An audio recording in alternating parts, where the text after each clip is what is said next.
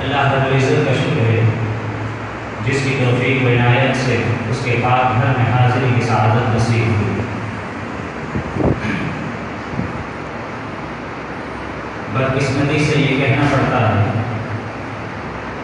کہ 29 فروری سن 2016 پاکستان کی تاریخ کا سیاہ ترین دن بن گیا۔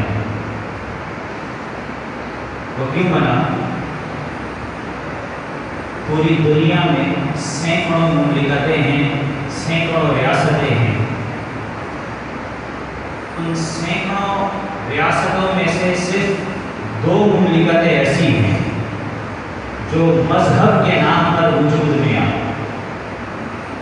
ان میں سے ایک اسرائیل یہودیت کے نام پر ہمارے سے وجود میں آیا، اور دوسرا اسلامی جمہوریہ پاکستان جو لا الہ الا اللہ محمد رسول اللہ کے کلمے پر حاصل کیا گیا۔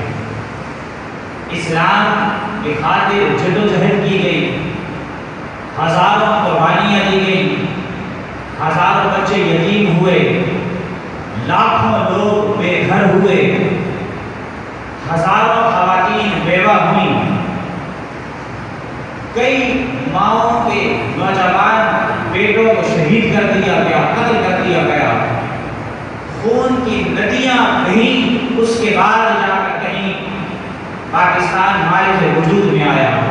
مقصد کیا تھا؟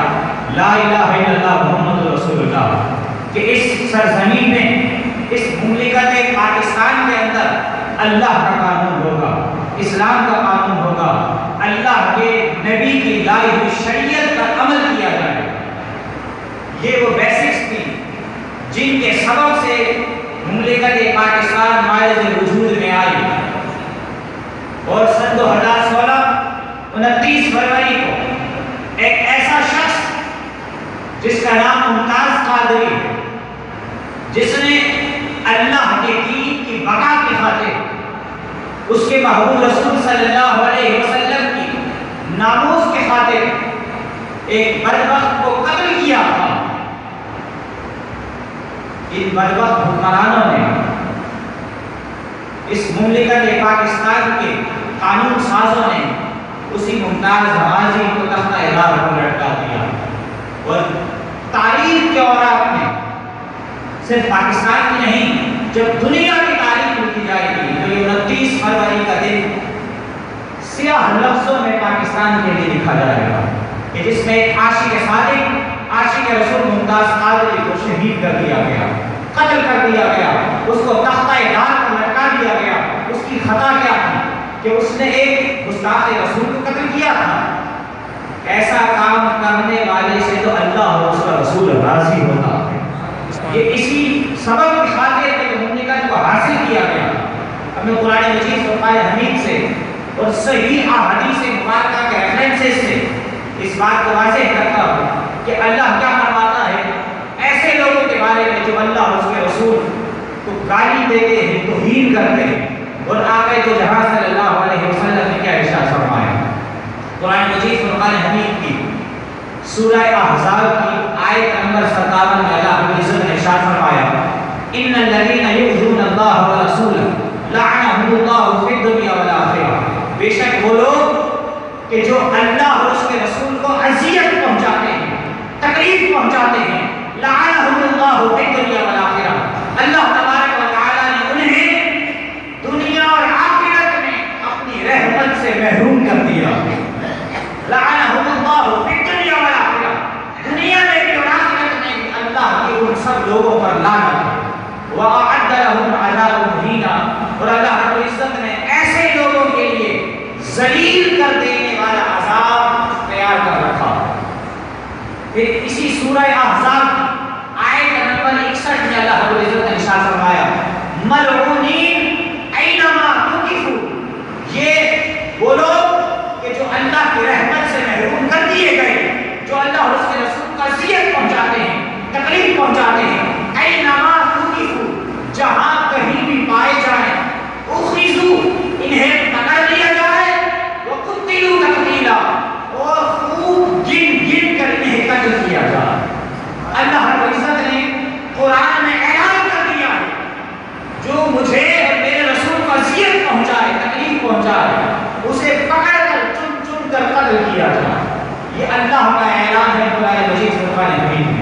اب حدیث مبارکہ کی جانب آتے ہیں.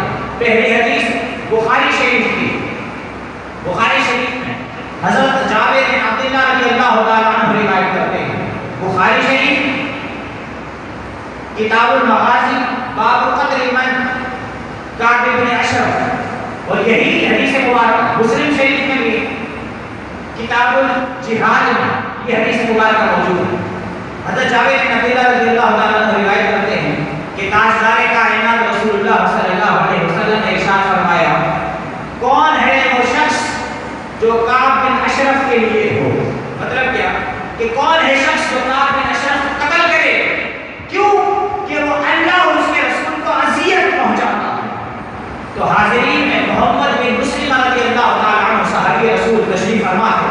عرض کیا رسول اللہ، آپ پسند فرماتے ہیں کہ کعب بن اشرف کو میں قتل کروں؟ آقا علیہ السلام نے ارشاد فرمایا، نعم، ہاں. حضرت محمد بن مسلم رضی اللہ تعالیٰ عنہ گئے اور جا کر کعب بن اشرف یہودی کو قتل کیا اور آ کر اس بات کی خبر تاجدار کائنات رسول اللہ صلی اللہ علیہ وسلم کو. یہ صحیح حدیث مبارکہ بخاری شریف کتاب المغازی مسلم شریف میں بھی حدیث مبارکہ موجود ہے، متفق علیہ حدیث. اب سنیے، کعب بن اشرف تھا یہود مدینہ سے تعلق رکھتا تھا اور مدینہ کے یہودیوں کے ساتھ مسلمانوں کا معاہدہ تھا کہ یہودی مسلمانوں کو قتل نہیں کریں گے، مسلمان یہود کو بھی ایسا نہیں پہنچائیں گے.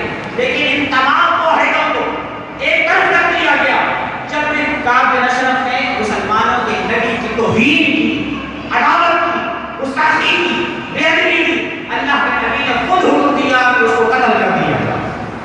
اور یہ حدیث مبارکہ بخاری اور مسلم شریف کی سورہ احزاب کی آیت نمبر 61 اور آیت نمبر 57 کی تفسیر بھی ہو گئی کہ جو اللہ اور اس کے رسول کو اذیت پہنچائے.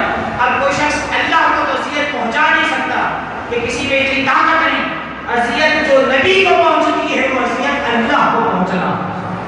اور آقا علیہ السلام نے اس کی سزا کا اعلان کر کے اعلان بھی کیا اور اپنے ہاتھوں سے خود اپنے ارشاد مبارک حکم دے کر اسے قتل بھی کروایا. دوسری حدیث مبارکہ جو بخاری شریف کی حدیث ہے کتاب المغازی میں حدیث نمبر 4038 ترتیب فتح الباری، اور یہی حدیث مبارکہ مشکات المصابیح میں باب معجزات فصل اول کے اندر موجود ہے. یہ جو حدیث مبارکہ بیان کرنے لگا، حضرت برا بن عازب رضی اللہ تعالیٰ عنہ روایت کرتے ہیں کہ تاجدار کائنات رسول اللہ صلی اللہ علیہ وسلم نے کچھ لوگوں کو ابو رافع کی طرف بھیجا. ابو رافع کی طرف بھیجا. حضرت عبداللہ ابن عتیق رضی اللہ تعالیٰ عنہ فرماتے ہیں کہ میں رات کے اندھیرے میں ابو رافع کے پاس پہنچا. رات کا اندھیرا تھا، وہ گھر میں سویا ہوا. میں نے جا کر ابو رافع کو قتل کر دیا. قتل کیا کیوں؟ اب وجہ بتائیں کیوں کہ یہ شخص ابو رافع اللہ اور اس کے رسول کو اذیت پہنچاتا تھا، نبی کی بے ادبی کرتا تھا، نبی کی گستاخی کرتا تھا، نبی کی توہین کرتا تھا. تو نبی فرماتے ہیں وہ سو رہا تھا، میں نے سوتے ہوئے اسے قتل کر دیا. اور آگے فرماتے ہیں جب میں رات نکلا تو رات اندھیری تھی، چاند کی روشنی بہت زیادہ نہ تھی، تو میں جلدی میں نکلا تو لڑکھڑا کر گرا اور گرنے سے میری پنڈلی کی ہڈی ٹوٹ گئی. میں لڑکھڑاتا ہوا آقا علیہ السلام کی خدمت اقدس میں حاضر ہوا، خبر دی کہ ابو رافع کو قتل کر دیا. حضور نے پوچھا کیا ہوا؟ یا رسول اللہ واپسی میں پنڈلی کی ہڈی ٹوٹ گئی. آقا علیہ السلام نے ارشاد فرمایا، اے عبداللہ اپنا پاؤں پھیلاؤ. میں نے پاؤں پھیلایا. عبداللہ ابن عتیق کہتے ہیں رضی اللہ تعالیٰ عنہ کہ تاجدار کائنات رسول اللہ صلی اللہ علیہ وسلم نے اپنا دست مبارک میرے پاؤں پر پھیرا اور جیسے ہی پاؤں پر اپنا ہاتھ پھیرا میری ہڈی بالکل درست ہو گئی کہ جیسے کبھی ٹوٹی ہی نہیں.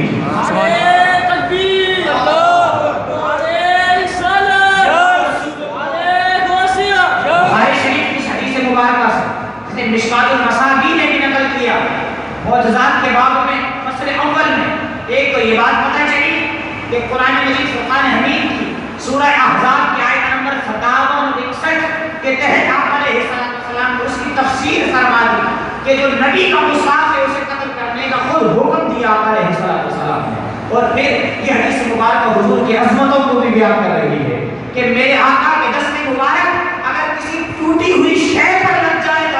درست فرما دیتا ہے، وہ درست ہو جاتی ہے۔ اب تیسری حدیث مبارک، یہ بھی بخاری شریف کی حدیث، کتاب الجہاد بخاری شریف، اور اسی حدیث مبارکہ کو موطا امام مالک نے بھی نقل کیا کتاب الجہاد میں، بخاری شریف میں بھی کتاب الجہاد میں، اور موطا امام مالک مستند ترین کتاب حدیث مبارکہ کتاب الجہاد میں۔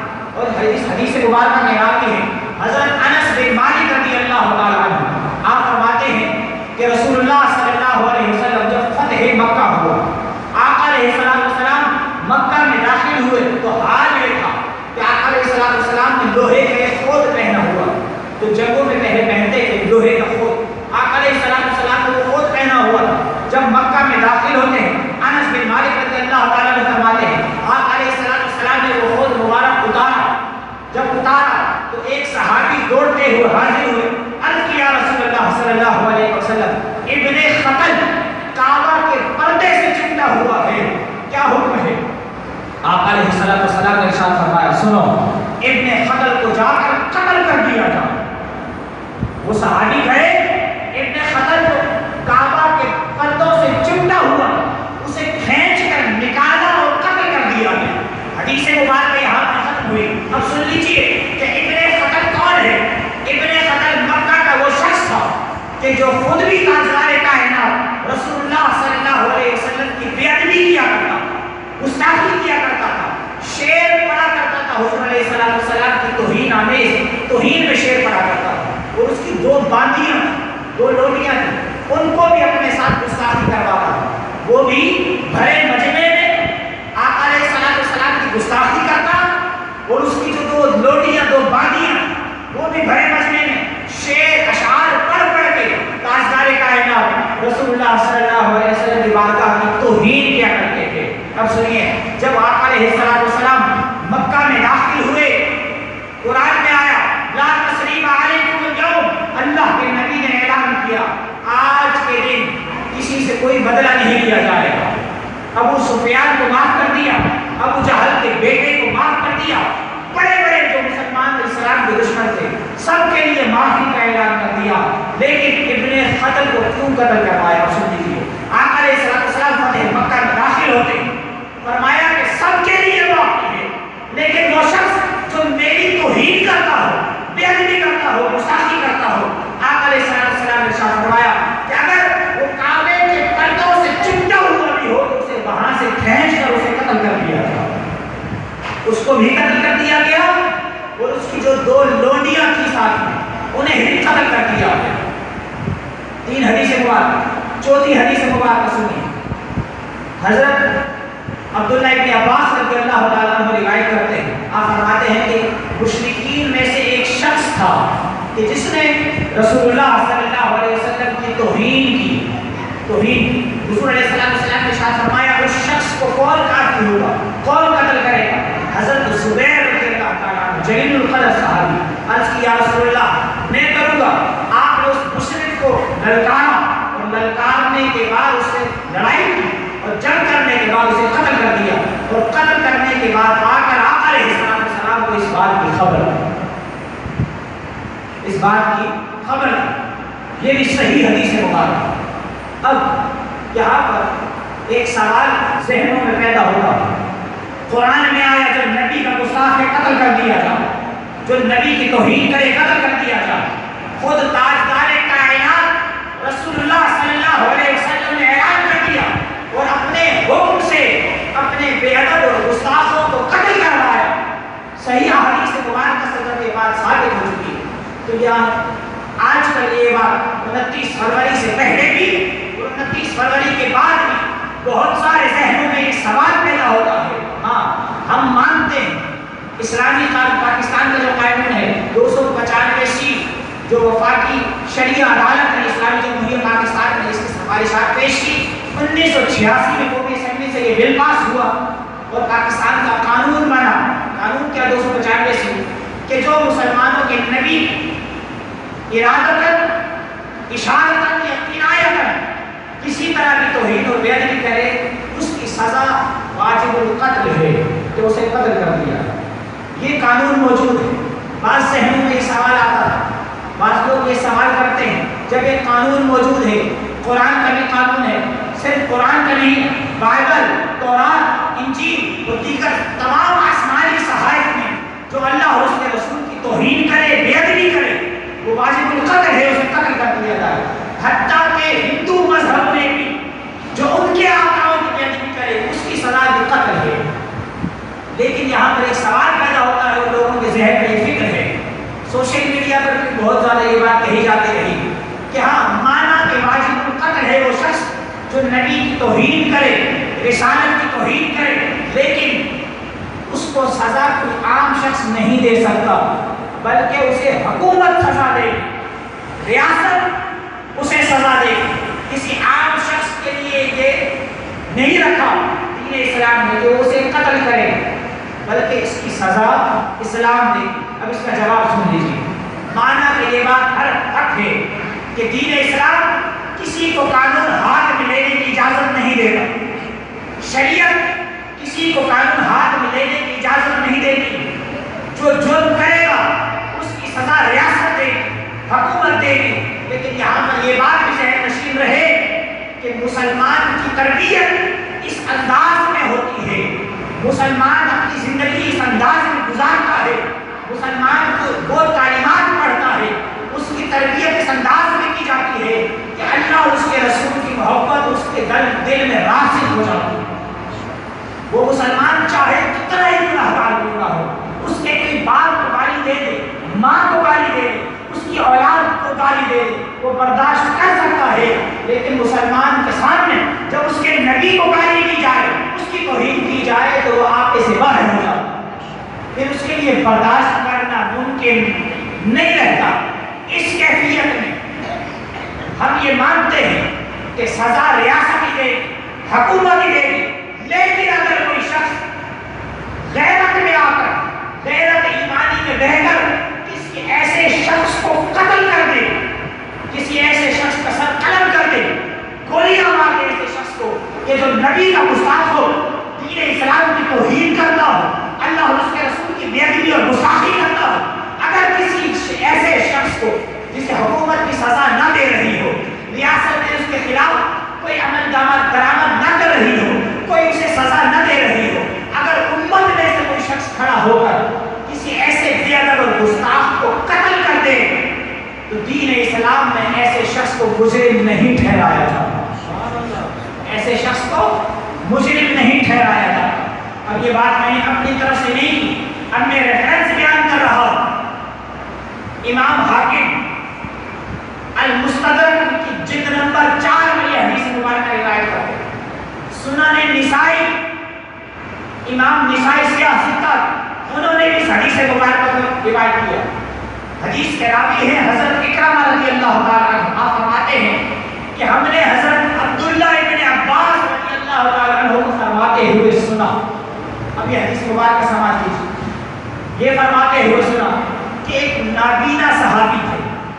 اس روایت میں ان کا نام موجود نہیں، دیگر روایتوں میں معلوم ہوتا ہے کہ عبید بن عدی نام ہے رحمۃ اللہ علیہ۔ ایک نابینا صحابی تھے، ان کی ایک لونڈی تھی، ام ولد اس لونڈی کو کہتے ہیں، ام ولد اس لونڈی کو کہتے ہیں کہ جس لونڈی سے اس کے مالک کی اولاد ہو، تو پھر اس کا درجہ بیوی کے درجے کو تو نہیں پہنچتا، لیکن ایک عام لونڈی سے اس کا درجہ بڑھ جاتا ہے، اسے ام ولد کہتے ہیں۔ وہ نابینا صحابی کہتے ہیں کہ میری ایک لونڈی، حضرت عبداللہ ابن عباس فرماتے ہیں نابینا صحابی، ان کی ایک لونڈی تھی جو ام ولد تھی، اس لونڈی سے ان کی 2 بچے تھے۔ وہ لونڈی جو تھی وہ آقا علیہ السلام کی بارگاہ میں بے ادبیاں کرتی تھی، گستاخیاں کرتی تھی، لام کام کیا کرتی تھی، عجیب عجیب جملے کہا کرتی تھی۔ وہ نابینا صحابی اسے روکتے، تم میرے آقا کے بارے میں ایسی باتیں نہ کہا کر، ڈانٹ ڈپٹ کیا کرتے، لیکن وہ کوئی بات نہ مانتی، کسی ڈانٹ ڈپٹ کو قبول نہیں کیا کرتی۔ جب کوئی بات نہیں مانتی، وہ ایک دن رات کے ٹائم وہ گھر میں آئے، وہ ان کی ام ولد جو لونڈی وہ پھر گستاخی کرنے لگی، بے ادبی کرنے لگی، اللہ کے نبی کو لعن طعن کرنے لگی۔ انہوں نے کہا، نابینا صحابی نے اسے روکا، تم نہ کر ایسے، وہ نہ روکے، تو اس نابینا صحابی نے خنجر اٹھایا اور اس کے پیٹ میں مار دیا اور پیٹ میں مار کر اسے قتل کر دیا۔ جب قتل ہو گئے، صبح کی نماز کے بعد آقا علیہ السلام کو خبر پہنچی، حضور علیہ السلام نے اس اہم معاملے پر تمام صحابہ کو اکٹھا فرمایا۔ حدیث مبارکہ بیان کرتا ہے، تمام صحابہ اکٹھا ہوئے، جب جمع ہو گئے آقا علیہ السلام نے قیام فرمایا، کھڑے ہوئے اور ارشاد فرمایا کون ہے وہ شخص جس کا مجھ پر حق ہے وہ کھڑا ہو جائے۔ وہ نابینا صحابی مجمع میں موجود تھے، دیکھ نہیں سکتے تھے، وہ دوڑتے دوڑتے گرتے پڑتے آگے پہنچے اور آقا علیہ السلام کی خدمت اقدس میں حاضر ہو کر بیٹھ گئے۔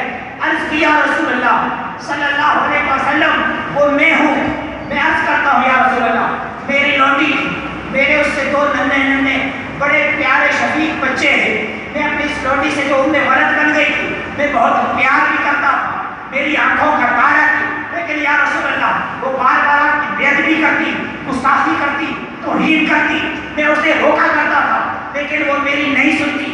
کل رات جب میں گھر پہنچا اس نے پھر بے ادبی کی، پھر گستاخی کی، پھر توہین کی، میں نے روکا، وہ نہ مانی تو میں نے چھرا اس کے پیٹ میں گھونپا اور چھرا گھونپ کر میں نے زور سے دبایا حتیٰ کہ وہ مر گئی۔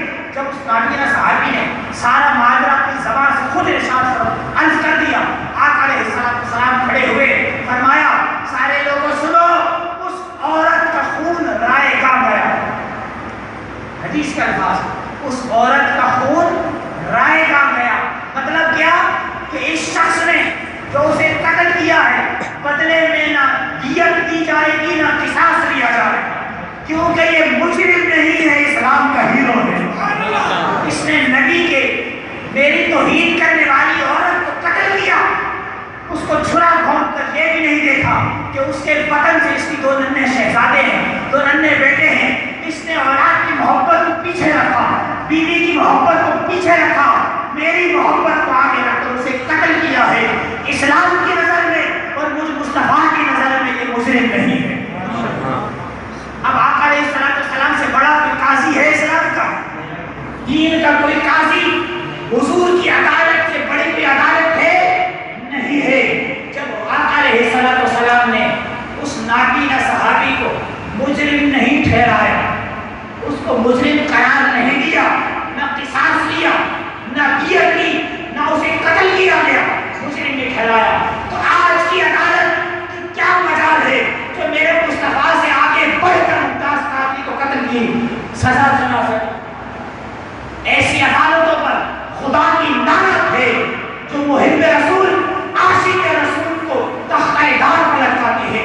ایسی حکومت پر اللہ اور اس کے رسول کی لعنت برستی ہے کہ جو ممتاز قادری جیسے شہید، جیسے عاشق رسول، صادق رسول کو تختہ دار پر لٹکاتے ہیں، اللہ ان سے ضرور حساب دے گا۔ ابھی حدیث مبارکہ سن لیجیے، امام حاکم اس کی سند میں اگر کوئی کہے کوئی ضعیف حدیث اٹھا کر سنا دی، اب سن لیجیے، امام حاکم حدیث کی اسناد کی تحقیق کرنے والی سب سے بڑی شخصیت اسلامی تاریخ، امام حاکم حدیث کو جانچ پرکھ کرنے والی، جانچ پڑتال کرنے والی، حدیث کی اسناد کو پرکھنے والی سب سے بڑی شخصیت دین اسلام کی امام حاکم رحمۃ اللہ علیہ، انہوں نے اس حدیث مبارکہ المستدرک کی جلد نمبر 4 میں اور صفحہ نمبر 400 کچھ ہے، میرے پاس موجود ہے، صفحہ نمبر 400 کچھ، اس حدیث مبارکہ کو نقل کیا اور نقل کا اس حدیث مبارکہ کے آخر میں جو اپنے الفاظ بڑھائے امام حاکم نے وہ سننے والے، آپ نے فرمایا ھذا حدیث صحیح الاسناد، کہ یہ حدیث سند کے اعتبار سے بالکل درست ہے، یہ حدیث سند کے اعتبار سے بالکل درست ہے، اس میں کوئی شک کیا ہی نہیں جا سکتا۔ اور یہی حدیث مبارکہ امام نسائی نے کتاب التحریم تحریم فی الدم میں نقل فرمایا اسی حدیث مبارکہ۔ اب آ جائیں ایک اور حدیث مبارکہ سماعت کی، حضرت عبداللہ ابن عباس رضی اللہ تعالیٰ عنہ سے روایت، آقا علیہ السلام نے ارشاد فرمایا جو شخص اپنا دین بدل دے اسے قتل کر، مطلب کیا کہ جو مرتد ہو جائے اسے قتل کر دیا جائے، جو مرتد ہو جائے اسے قتل کر دیا جائے۔ اسلام میں دین اسلام میں ایسا شخص جو پہلے مسلمان ہو پھر دین چھوڑ کر مرتد ہو جائے، اگر مرد ہے تو اسے فوراً قتل کر دیا جائے، اگر عورت ہے مرد ہے تو اس کے سامنے ایک مرتبہ اسلام کو پیش کیا جائے، نہ مانے قتل کر دیا جائے، عورت ہے اس کے سامنے اسلام کو پیش کیا جائے گا، لیکن اگر نہ مانے اسے قتل نہیں کیا جائے گا، عورت اسے عمر قید کر دیا جائے گا ہمیشہ کے لیے۔ یہ عام مرتد کا حکم ہے۔ اب دوسرا مرتد، ایک ہے مرتد جو دین اسلام کے کسی حکم کے منافی کام کرے، اسلام کو چھوڑ کر کوئی اور مذہب اختیار کرے، اس کے ساتھ یہ معاملہ 1400 سال اجماع ہے اس بات پر، اگر کوئی شخص اللہ اور اس کے رسول کی توہین کرتا ہے وہ سب سے بڑا غلیظ ترین مرتد ہے، بدتر مرتد ہے۔ اس میں عورت اور مرد میں امتیاز نہیں ہوگا، دونوں برابر ہیں۔ اگر عورت اور مرد دونوں میں سے اگر کوئی شخص کی توہین رسالت کرتا ہے اس کی سزا واجب القتل ہے، فوراً قتل کر دیا جائے، فوراً قتل کر دیا جائے۔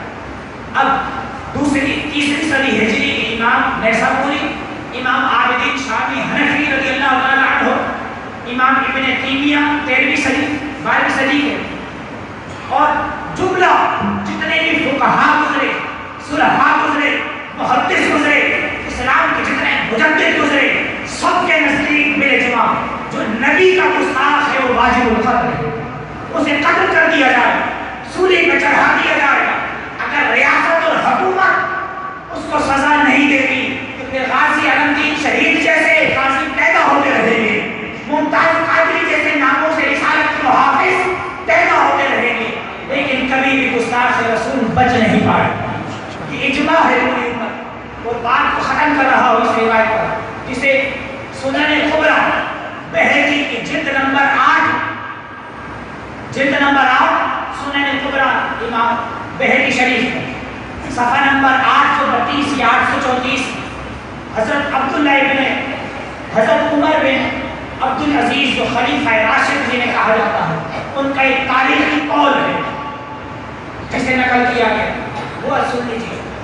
آپ فرماتے ہیں حضرت عمر بن عبدالعزیز کے زمانے میں گورنر کوفہ کا گورنر تھا، اس نے ایک شخص کو کناسہ کے بازار میں گرفتار کیا اور خط لکھا حضرت عمر بن عبدالعزیز رضی اللہ تعالیٰ عنہ کہ میں نے کناسہ کے بازار سے ایک شخص کو پایا ہے اس حال میں کہ وہ آپ کو گالیاں دے رہا ہے، آپ کو گالیاں دے رہا ہے، بے ادبی کر رہا ہے اور گواہ بھی موجود۔ میں اسے قتل کرنے لگا، پھر میں نے یہ سوچ کر ارادہ کر کیا کہ پہلے آپ سے پوچھوں، اجازت لے لوں۔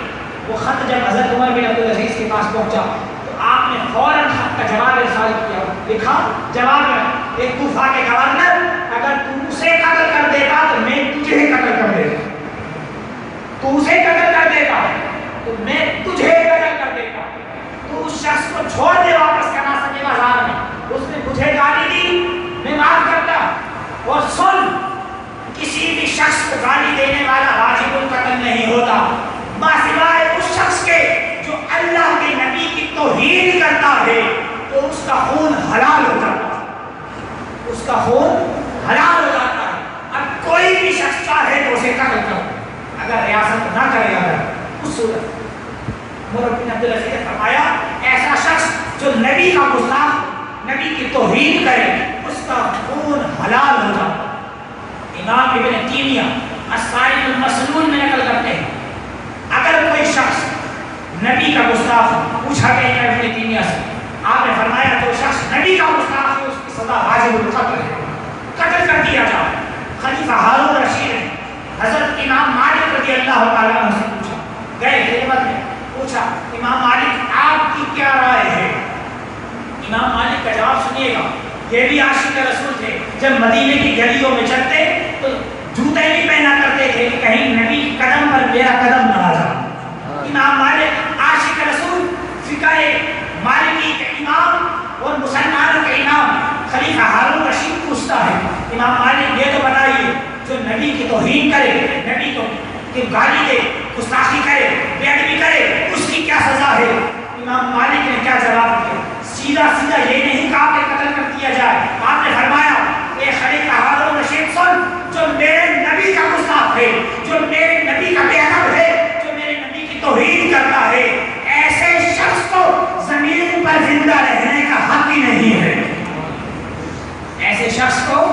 زمین پر زندہ رہنے کا کوئی حق نہیں، اسے قتل کر دیا جائے۔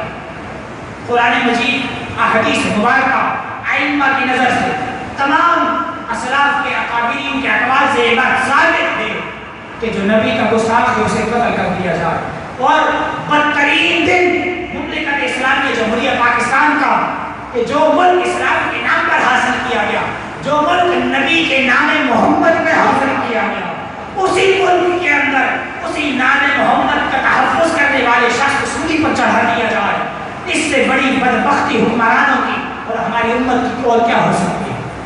انشاءاللہ العزیز وہ ممتاز قادری کا جب جنازہ اٹھا، لاکھوں کی تعداد عوام جب شریک ہوئی، لاکھوں عاشقان رسول جب شریک ہوئے، یہ صدا دے گئے قیامت تک کے لیے، اے حکمرانوں تمہارا نام لیوا کل کوئی نہ رہے گا، لیکن ممتاز قادری کے نام لیوا قیامت تک زندہ رہے گا، اور ممتاز قادری کا نام بھی تابندہ و جاوید رہے گا۔ اللہ تبارک و تعالی ہمیں اپنے محبوب کی ناموس کی حفاظت کر